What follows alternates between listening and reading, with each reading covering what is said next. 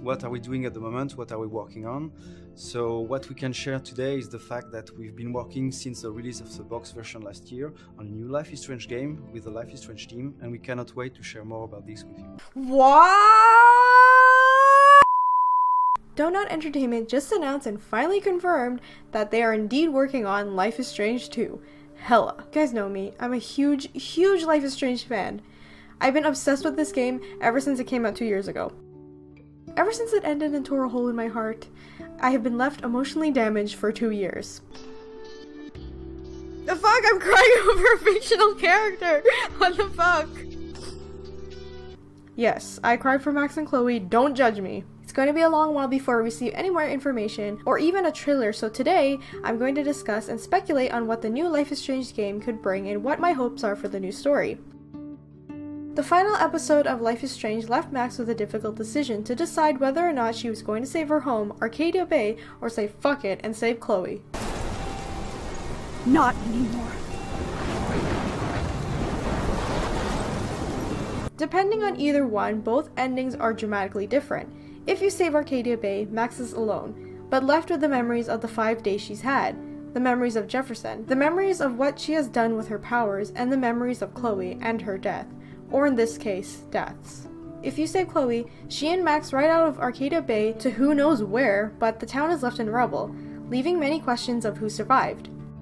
Back when the game ended, and the initial rumors started popping up on random game websites, they were saying how Life is Strange 2 was in the works and how it would continue the story between Max and Chloe. I love Max and Chloe. I'm a Pricefield shipper for God's sakes. But as much as I love them, their story was over for me. No matter what ending you pick, it concluded their story. I wrote a theory a while ago stating how and why I think Max got her powers. I strongly believe Max received her powers in order to give Chloe a chance for happiness, and a chance for forgiveness for Max. And for me, the two endings were enough for me to conclude the story of Life is Strange.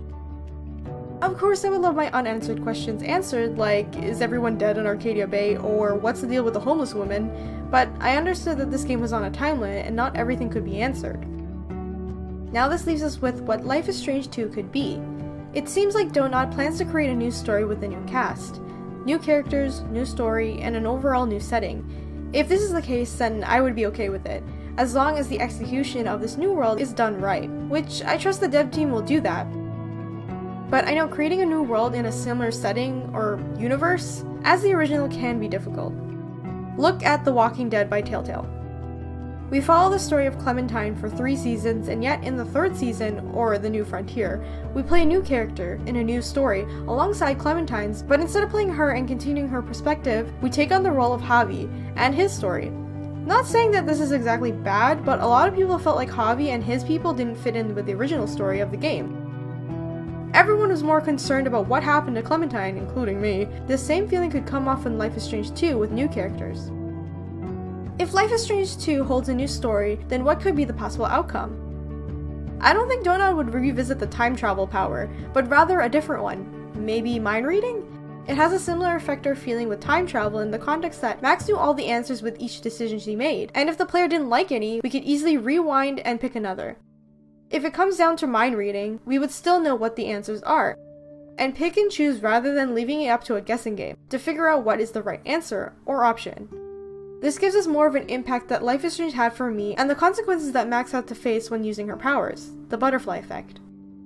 As for the characters themselves, I have a lot of hopes so that they'll be lovable and relatable in a realistic level.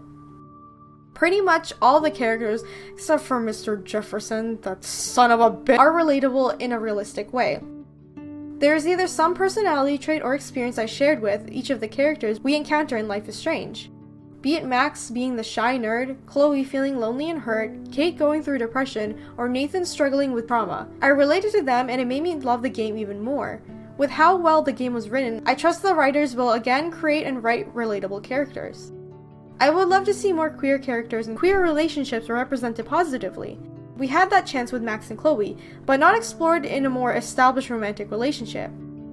Life is Strange is one of the few games that explores the LGBTQ+ people and relationships in a more positive light. Maybe the protagonist can be a gay male, along with the other characters who are represented in the LGBTQ+ spectrum and are done properly. It is also one of the few games that covers anything about mental illness. I hope this also continues in Life is Strange 2, that it's not afraid to talk about the more serious issues that happen to a lot of people, even to young teens, like how it affected the characters in Life is Strange. One thing I hope for is that if Donut revisits any sort of mental illness, for example depression, I hope that there will be a positive end to it. With Kate Marsh, she struggled with depression, and you can see her go through the struggle between the first 2 episodes. Life is Strange had little details around the game that the player could look through and of course use Max's power to gain more information about what was happening with her. By the end of episode 2, we are faced with Kate as she's going to commit suicide by jumping off the dormitories. Max is unable to use her powers in order to rewind back enough to stop Kate from going up on the roof. Kate's fate ends up in 2 ways, and of course this decision is counting on the player's choices on what to say to Kate. As much as I want a happy end or happy outcome for any Life is Strange 2 character that may experience anything involving depression or other mental illnesses, I still felt that this situation with Kate had a huge impact on myself as the player and how it conveyed a realistic situation.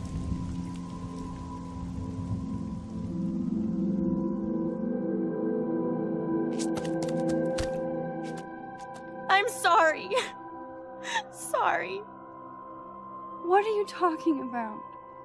You saved me from talking in class.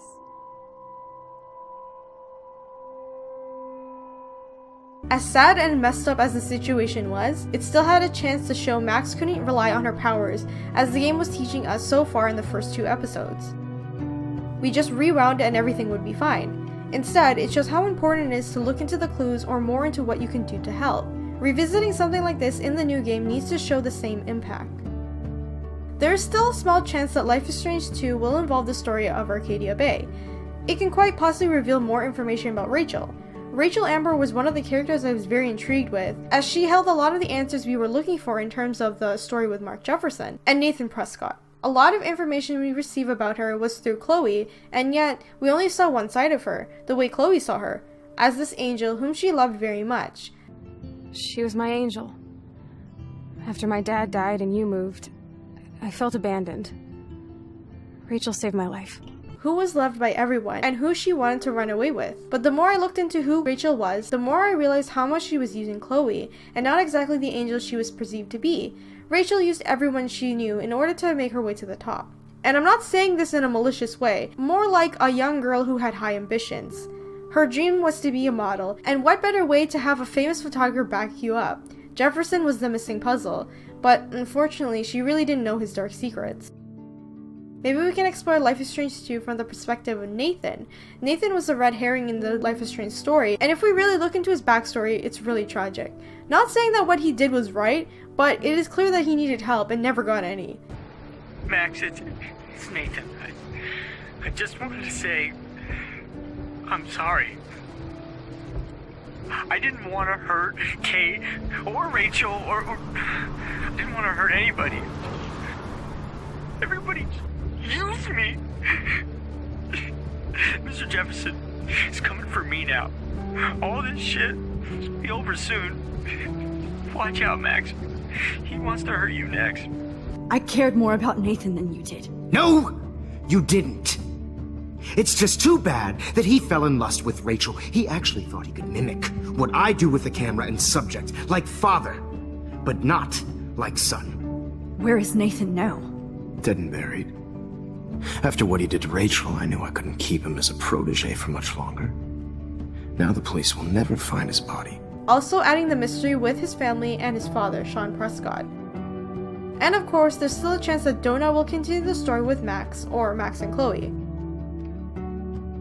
How did Max deal with Chloe's death? Or how did Max and Chloe deal with the choice they made? What consequences will they deal with letting the tornado take Arcadia Bay?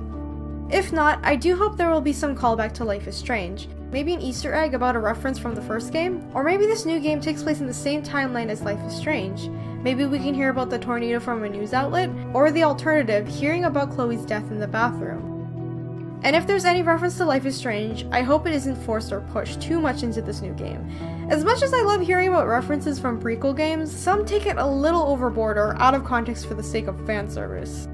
Overall, my hopes for Life is Strange 2 is that the story is well thought out and not rushed. I'd hate to have to see Life is Strange 2 not have a similar feeling as it did with the first game. I'm pretty confident in the development team that they will make another successful game. Personally, I would love to see more about Rachel, Amber, and Nathan and their story outside of Max, but I prefer it if the new Life is Strange game is separate from the original story and cast. I hope Life is Strange continues the theme of breaking boundaries and creating strong characters like they did in Life is Strange, not afraid to talk about topics that are often hushed up or considered taboo. I hope that Life is Strange 2 will include all types of characters, not just in gender or race, but also in identity and sexuality. For now, we will wait and see what is to come in the coming year, and I cannot wait to be heard again. Hella yes! What do you guys think will happen in Life is Strange 2? Do you think that it will continue in Arcadia Bay, or do you think it will be something completely new? Let me know in the comments what your wishlist is for Life is Strange 2. I hope you guys enjoyed this video, and I will see you in the next one. Bye!